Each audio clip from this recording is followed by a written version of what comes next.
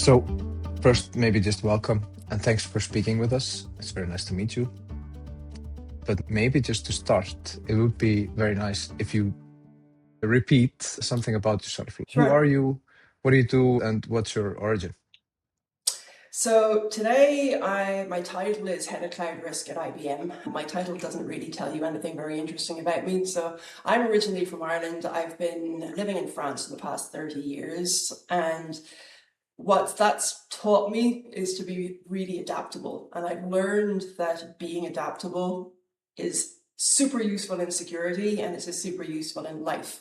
So my background in security is probably a lot shorter than a lot of people's, in the sense that I came into cybersecurity less than a decade ago. And my path was anything but linear. So I started off my career with business school background, but then I did make an unconventional decision, which is I got married quite young and I had 3 kids in relatively quick succession. And I took the decision to spend almost a decade being a full-time stay-at-home parent with them. Now, when I took that decision, I didn't realize at the time how poorly looked upon it was going to be. Not many women do that in France. And I went back out looking for work. I naively assumed I was going to step back onto the ladder where I'd stepped off and that I would be considered as desirable a candidate then as I had been when I came out of school.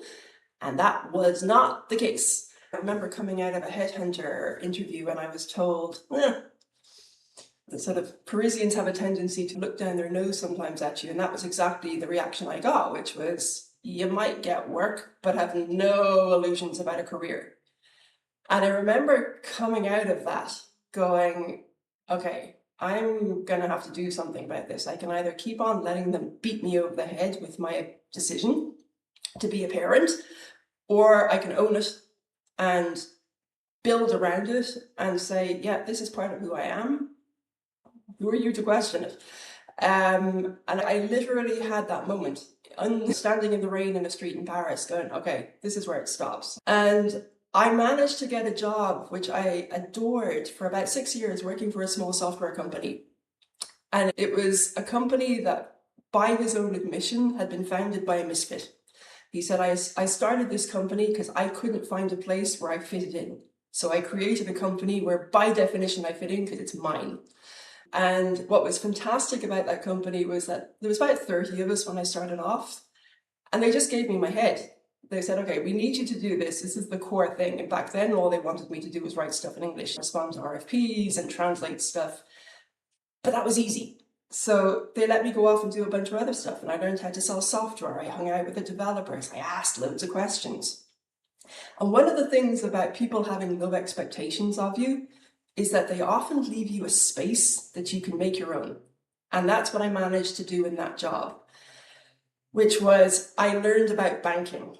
I learned about the clients we were selling to. I learned about data standards, and I just was super curious. And I think that's one of the things that I keep telling my own kids, and they're worried about where are we going to fit into the world of work. I don't have a perfect answer to that. I'm worried for them as well. But I tell them to be curious and to seek out opportunities, to hang out with people who are smarter than them on specific things, and just learn. Learning on everything eventually compounds. It might take 5 years, it might take 10 years, but some of the things I learned 10 years ago are becoming relevant now because they're connecting to things that I'm working on. So no time spent learning is ever lost. There's quite a lot of questions I have on this, but one in particular is, in my experience, the background of people that do well in cybersecurity, specifically on the offensive side, is quite wide. You have your people that have done software, you have done that have done formal training on cybersecurity, and then you have electricians, and in general, what you're saying, like these curious nature types that just have an insatiable thirst for learning something new. Do you think that might be a good fit? I think that totally resonates. I think it fits what you're describing for offensive security. I think it more and more fits with security in general, but not just. It's a mindset. And what I think I've found in the people that I've learned a lot from and the people I enjoy most being around, it's how they show up in the world in terms of mindset adaptability and an openness to experience. So again, as I get a little bit older, I try not to judge people. There are people I get on well with, people I don't get on quite so well with, but I'm always trying to figure out, okay, when you're behaving like that, or when you're saying that, or you have an attitude, what is it that you're seeing that I'm not seeing? And that mindset of curiousness and a mindset about how does that work? And what would happen if we did that differently? And people who want to tinker, right? There are people, I'm not so much of a tinkerer. I know that there are people who love taking things apart. I did that with Rubik's Cubes, for example, but I never managed to put them back together. So I'm not so much a tinkerer in the sense of to try and see how things work, but I like being around those people. The mindset that you're describing of people coming from different backgrounds is super important. Where magic happens is where those people and their talent and their ability to contribute meets an opportunity in a company that's willing to welcome them. And that's not all companies, right? So there are structures where that kind of diversity is valued, and then there are companies where it just doesn't work so well. And I've seen magic happen where people get absolutely transformed by an opportunity where the company identifies something in them and then allows them to be who they are and allows them to develop and allows them to get just better and better. And I've also seen really kind of raw talent get crushed in an environment that just doesn't match who they are or how they function. And it's not that there has to be a single way for a company to be structured or run. It's just that match is really important. And I was actually going to hone in on that. Is this idea of the marriage or relationship of people that are sort of tinkerers or are a certain way, they have a certain mindset or possibly experience.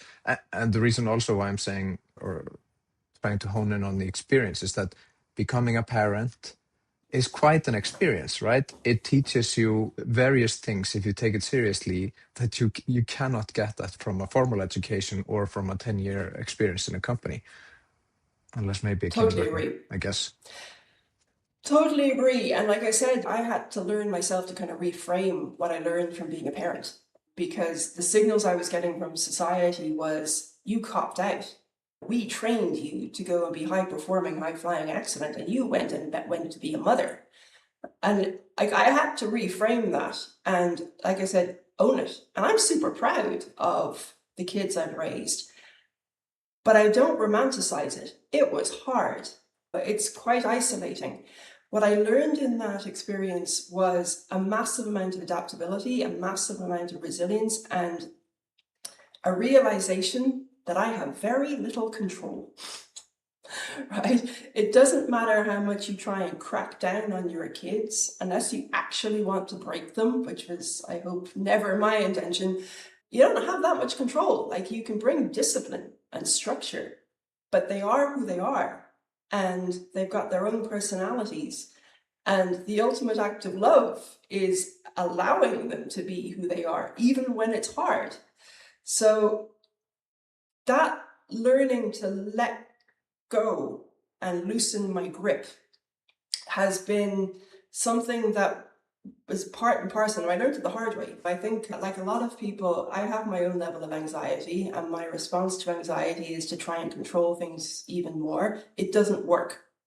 So, like I say, my journey through life and my journey in my career taught me that. But more and more, what I've been finding lately, and I stumbled across a body of work which was all new to me, which is like complexity science and frameworks that are in that. And it finally gave me language for going, oh yeah, that's very relatable. I've learned how to do that out of necessity, but it turns out it's actually a method. So kind of personal experience combined with a skimming into the academic kind of writings around complexity and navigating circumstances where you've got to make a decision and you haven't got perfect information. That's something I'm fascinated by, and I'm looking at more and more. Okay. So if we turn that sort of into cyber resilience, we have the rules, we have the European Union, and of course other bodies preparing new regulations. Then you have like actual technical sides of security. And many of these things are used interchangeably, meaning compliance, resilience, and the technical security is all under the umbrella of cybersecurity. But are they actually the same? And how should we as executives of companies really formulate what we should be striving for? Oh, that's such a great question. That's huge. Okay, so I'll start by saying I often get labeled compliance and I hate it, right? Because compliance comes with so many connotations of burden, people being made to do things they don't want to do, people doing things that they see no value in. I don't want to be associated with that, right? Now, I'm not saying compliance is not important, but I'm much more interested in people doing the right thing. And the added bonus is that it's compliant. So in Europe, we've got DORA for financial services, we've got NIS2 for broadly critical infrastructure. I haven't heard anybody argue against the principle that we need to be protecting what society relies on. I think you would really need to be a sociopath and very disingenuous to argue against that. What people are struggling with is how. And they'll look at the rule book, and it's huge. We're talking about hundreds and hundreds of pages. And the very honest and understandable reaction of a lot of people is, oh, like they're not saying it because you can't say this in a company, is we're already struggling and you go and throw this on top of us as well. And then an AI comes on top of that. And then people are feeling really overwhelmed. So I try and get people just, let's calm down just for a second. Literally, let's breathe. And if I get into a situation where we're doing a workshop on this, I will do that. It's okay. We're not actually in danger here. What we're trying to do is find the best path forward. And when people have a bit of space to actually think calmly, they realize they know more than they think they do. And they realize that they're clearer than they think they are about what matters. So I get really frustrated when I see very senior people, or not even just senior people, but it often is senior people, confusing compliance with a misplaced sense of confidence. So we're compliant, we're good. I said, okay, but if something unplanned happened tomorrow, could you recover? I definitely agree, but it's also on the other side. If you emphasize too much the sort of either physical security or technical security, then you may be missing out on like the values of the companies, or possibly even just what are the worst possible business outcomes. And I really strongly believe that this kind of balance in having a conversation or a whatever, just that you think about all of these things.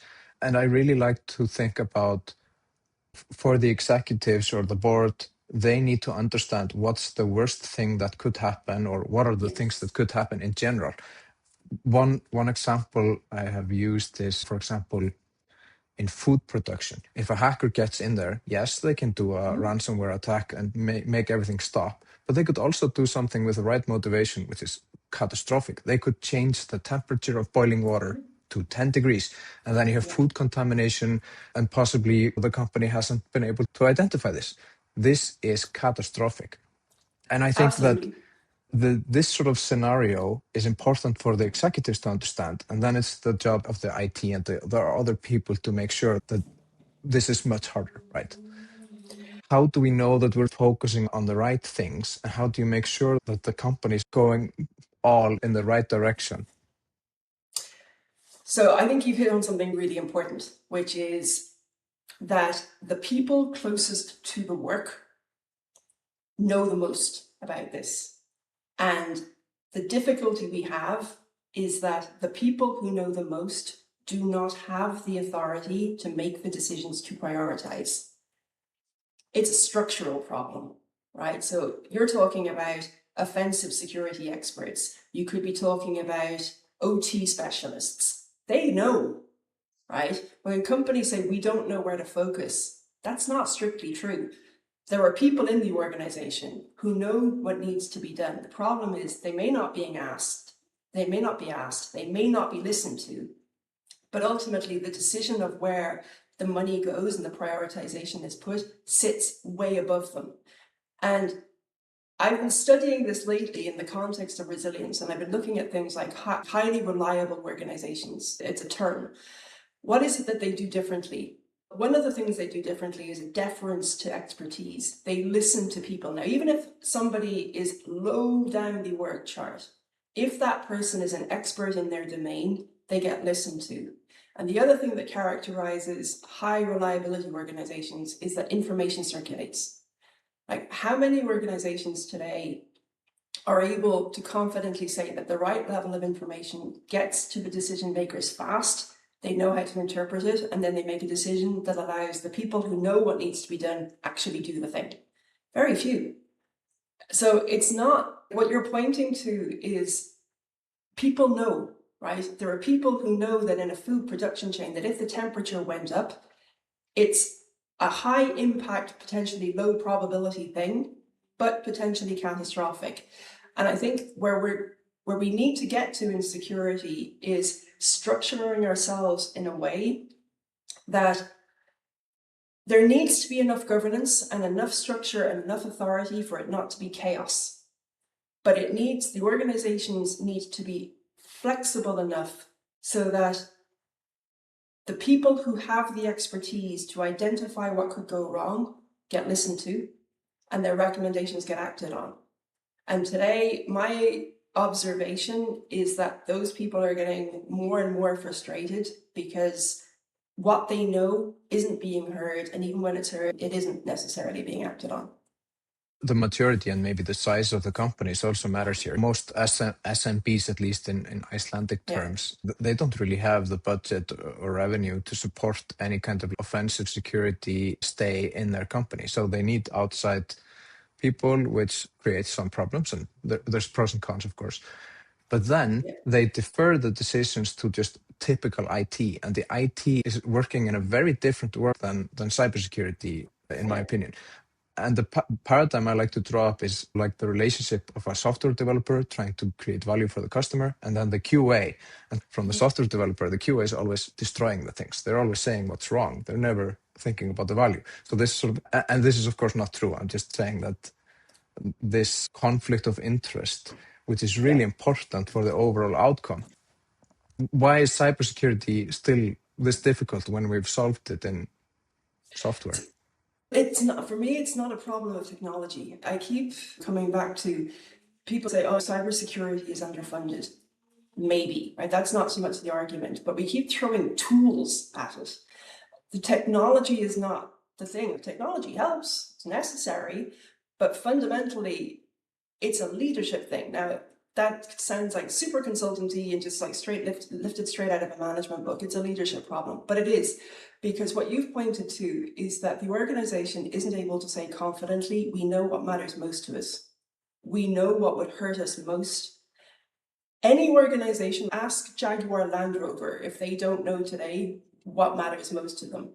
They do. But before that happened, how many people would have been confident putting their hands up in a meeting and saying that scenario is going to knock us out and it's even going to hit the nation's GDP? Nobody has that level of confidence, but we know it once it happens.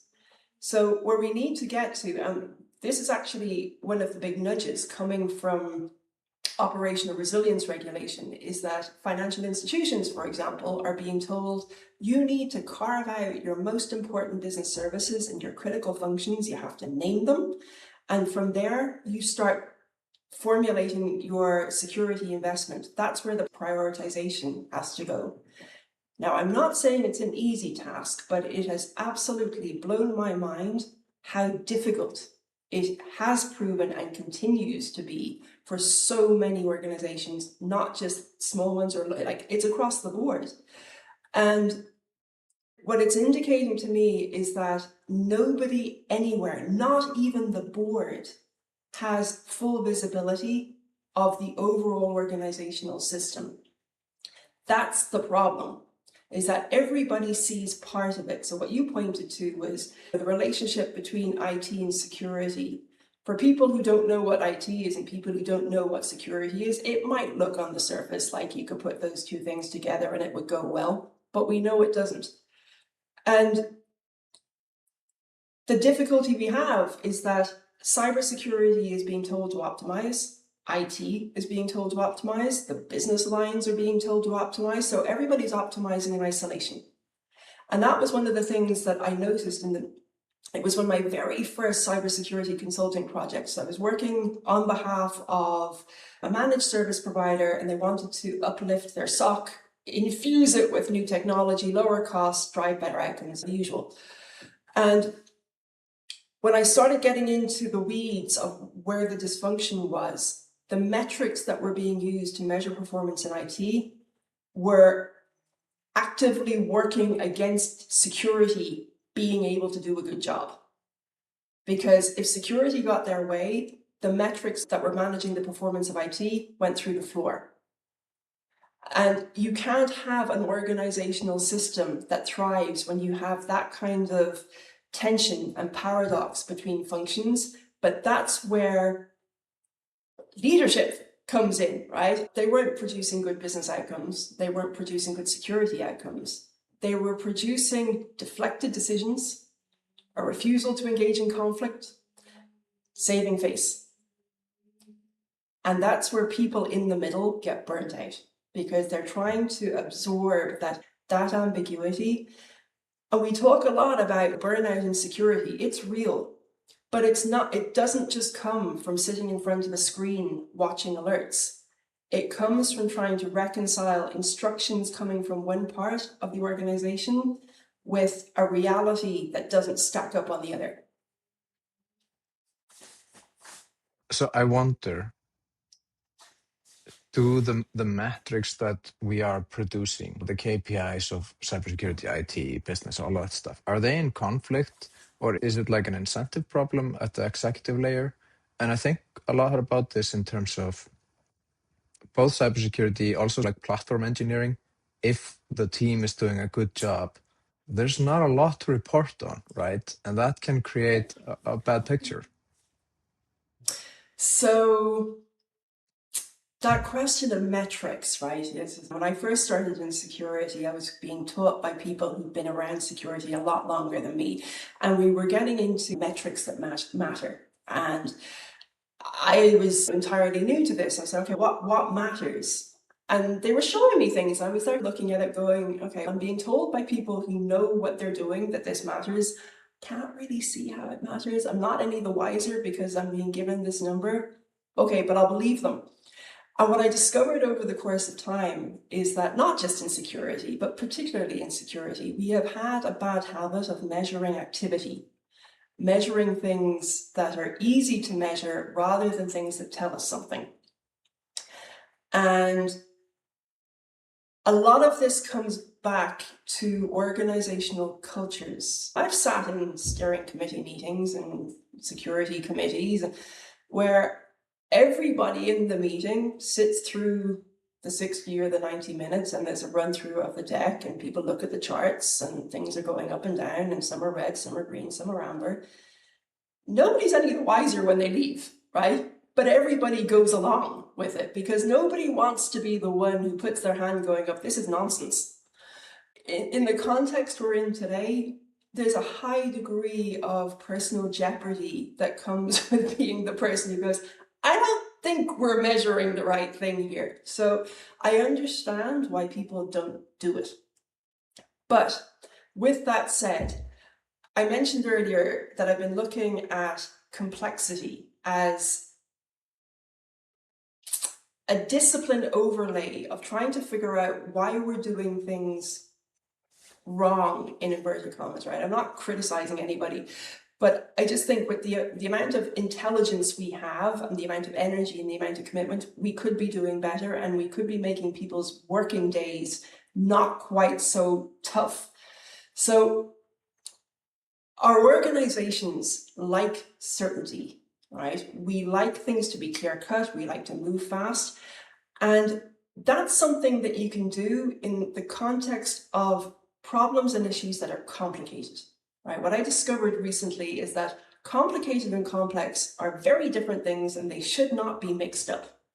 So I've been guilty of mixing up these terms, but complicated, it turns out, is that where there is a relationship between cause and effect, which is known up front. Now, the cause and the effect, identifying that relationship could take time, energy, and expertise. Building an airplane engine, constructing a bridge, these things are complicated. But if you have the right level of expertise and you put the time in, you can get there. And our organizations like that. It's linear, sort of cause, effect, here we go. A lot of what we deal with in cybersecurity is complex, which is that the relationship between cause and effect only becomes apparent after something has happened. And we keep trying to apply the rules that work well for complicated things to complex things, and then getting really upset when it doesn't go well. Yeah. What's the fix? Which is where the metrics come in, right? So what I discovered in looking at complexity is that vector measures of progress are much more useful than fixed KPIs. Now, that doesn't mean that there are no complicated things in cybersecurity. There are, right? And in those cases, trying to move in a linear manner is okay.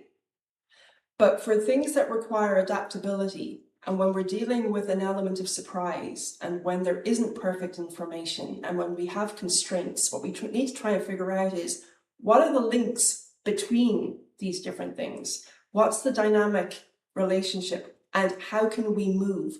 Because the chances of us being able to move from A to B like that are close to zero. And we need to be able to flex and adapt and pivot, and for it not to be catastrophic. So this idea of kind of vector measures, which is more of something and less of something else, that's basically what it boils down to, as opposed to, I've got a percentage that's 75 and last month it was 72. I completely agree. But what we hear a lot is that, and of course that goes for me as well as the CEO of the company, is I want to be able to make confident decisions, but the information that we're looking at is very imperfect. It doesn't provide me that clarity. And in the context of what you were just saying, more of something, less of something else means to me like I need to build a sort of like a world of what is a good direction, what is a bad direction, right? So I want to go more in the right direction and less in the bad direction. But what does that actually mean? I don't really have the answer, but I'm just saying that in order to make confident decisions, especially in cybersecurity, then I need this sort of compass. So two things I'll say on that. The first one is confidence is comfortable, right? What you're talking about is very human, very natural. We like being confident, and for a good reason. In some circumstances, that level of confidence is elusive, and we try to keep on gathering more data and doing more analysis, thinking that if we do that, we'll get more insight and it will raise our confidence level. But there comes a point where it's like diminishing returns. We can spend more time doing analysis and gathering data, but it doesn't actually tell us anymore or raise that confidence level. So the way that I've begun to try and think about this, again, coming back to complexity, is ideally we want to raise the probability of being right. But if we can't do that, we want to massively lower the risk that being wrong will be catastrophic, which is an inversion. It's thinking about it differently, which is we need to be okay with sometimes getting it wrong. We just need to make sure that if we do get it wrong, it doesn't wipe us out and we can recover. What are the sort of concrete examples of that, especially in cybersecurity? What does it mean? What should Well, we I do? think I don't want to sort of pin the spotlight too much, say, on Jaguar Land Rover, right? But they knew now, because they've been through it, how much that attack hurt. And it sort of retro-engineer it. What would have needed to have been true for that not to be quite so catastrophic? Not for the attack to be entirely prevented, but for the impact, right? Now, I don't have the answer off the top of my head, but that would be an example that I think is worth looking at in terms of retro-engineering it.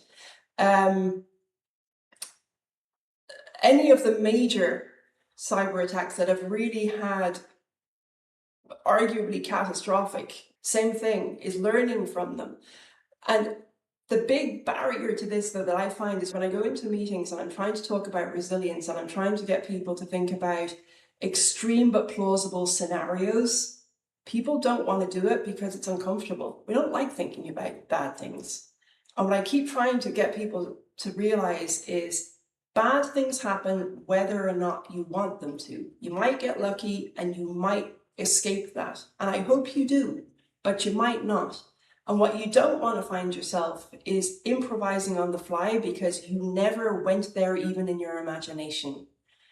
Again, let's just come back to Jaguar Land Rover. If you'd been in a meeting, right, if you'd been somebody who's either been a consultant or somebody from the security team, and you had anticipated what would probably have been considered a black swan event, would you have been taken seriously?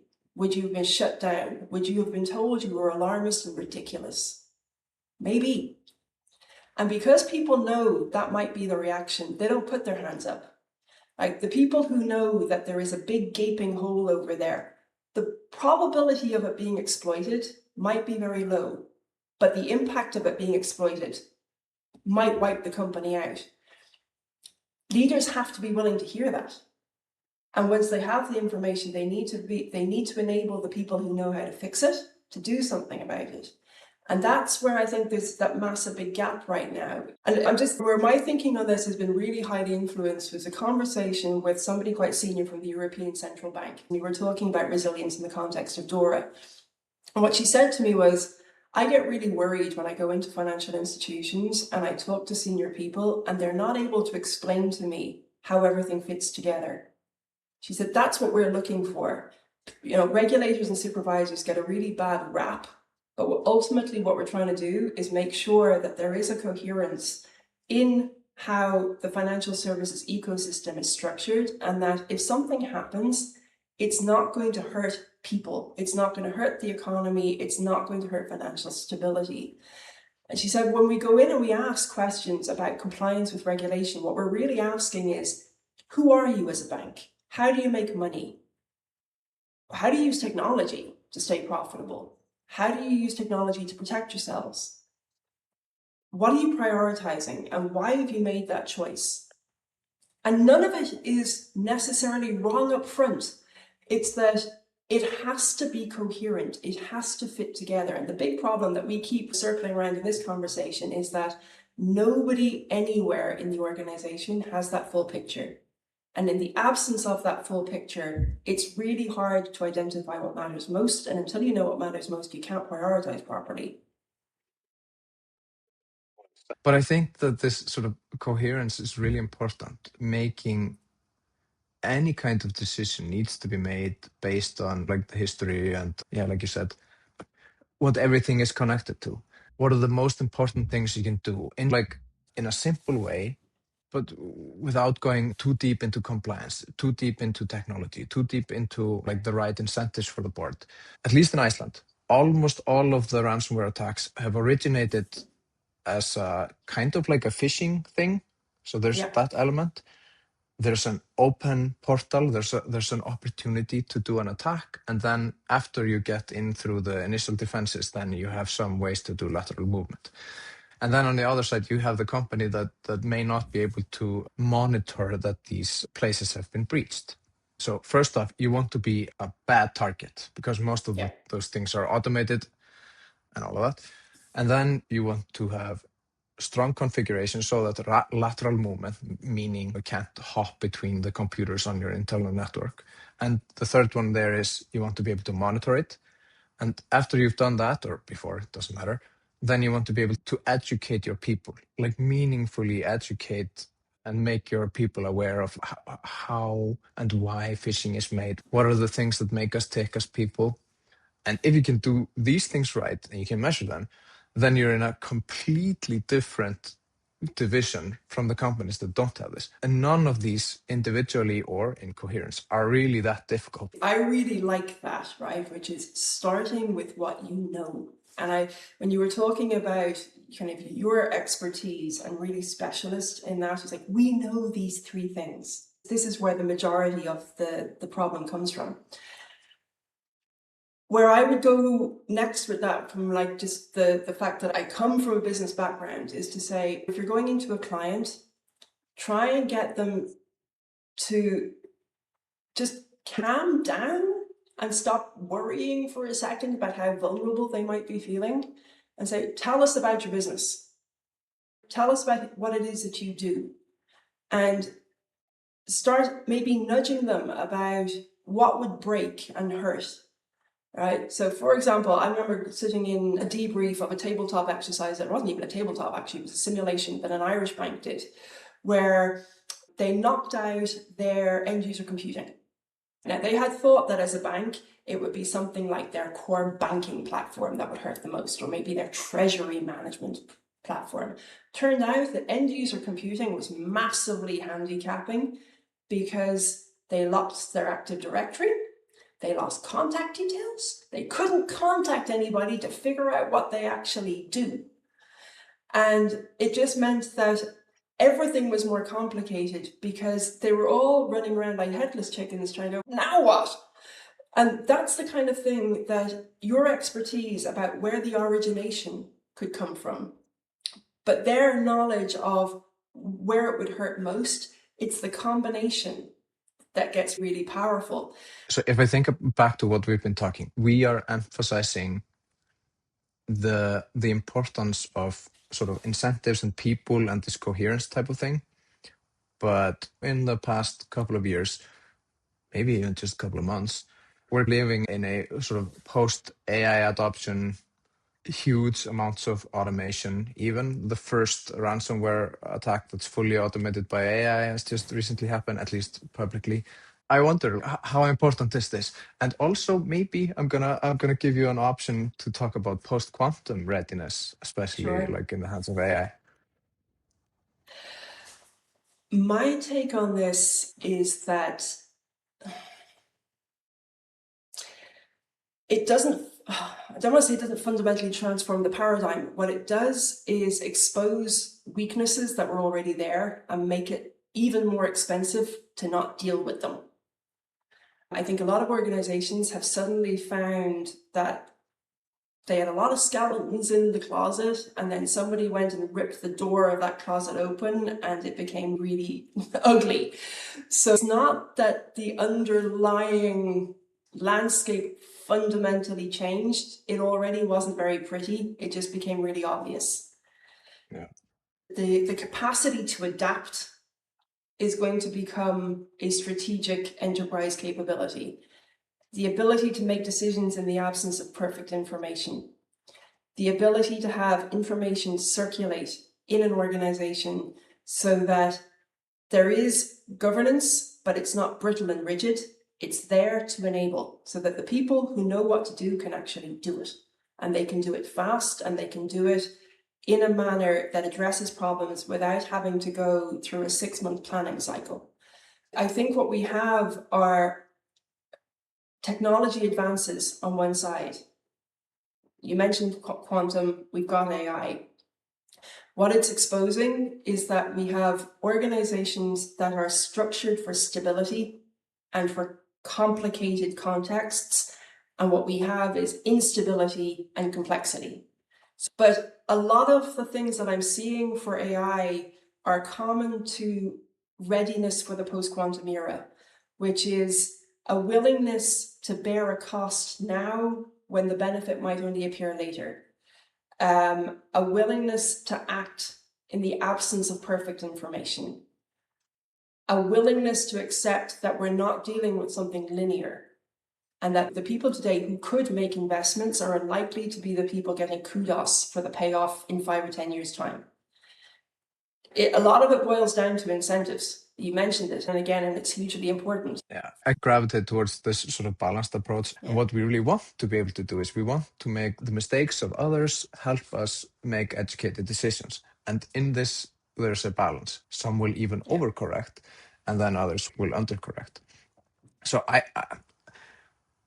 I think that we'll be fine, within air quotes, but it's going to be very different based on sort of those incentives. Then I guess the impact as well. So we don't really know the impact. You have all of these sort of wizards saying, we're in the singularity now, and this will change and that will change. But like you just said, we're essentially just changing the light bulb to a high wattage, showing you what was wrong. What we get told a lot is, anybody with Claude, whatever it's called, is going to be able to do what you guys can. I think about this like a Formula One car. Yeah, it's the most powerful car, but it really matters who's driving the car.